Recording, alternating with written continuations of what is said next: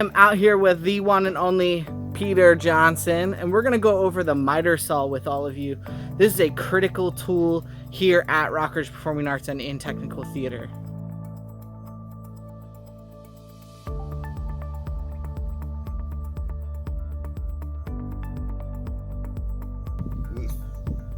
First things that you want to know about using the miter saw is when you take it out, you're going to find that it is locked in this down position.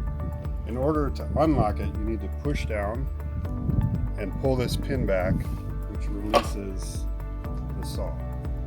The second thing is this slide arm right here, and there is a little knob right here, and we can just twist this open, and it allows the slide.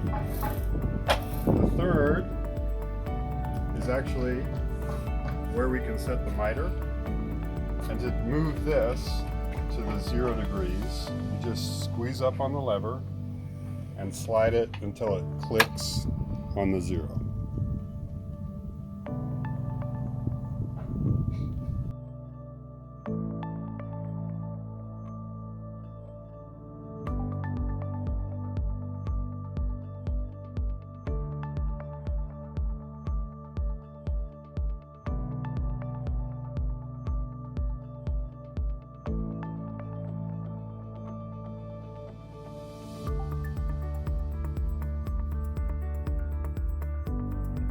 There are several things that are really important safety-wise when you're using the miter saw.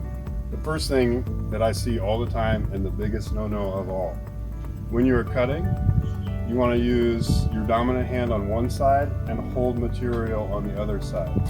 Never cross your arms. What happens when you do this is you're bringing the blade down toward your arm. So just remember, if your dominant arm is your right, you're going to cut like this.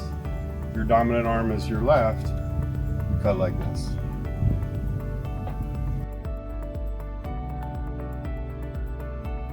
Go ahead. The best way to measure a board before you cut it is to do it right on this table. If we're going to make this 16 inches, make a mark right at 16. And what you need to remember is which side the blade is going to come down on. So you want to line this up and cut right there.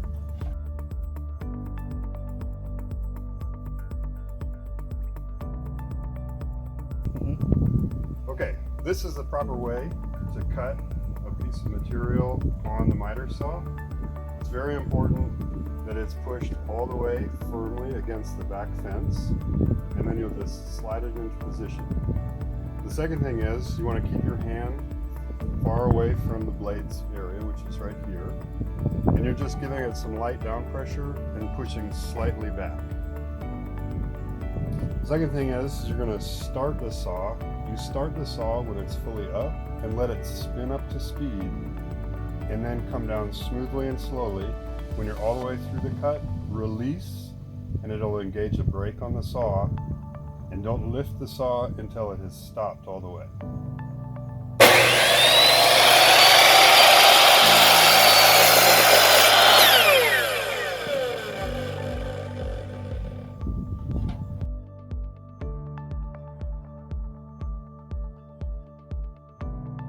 A compound miter saw, which means that we can change the angle on the bed this way,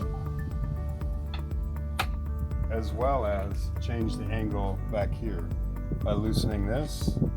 And again, we have an angle gauge, and we can just slide it to an angle of our choosing and then lock it in place.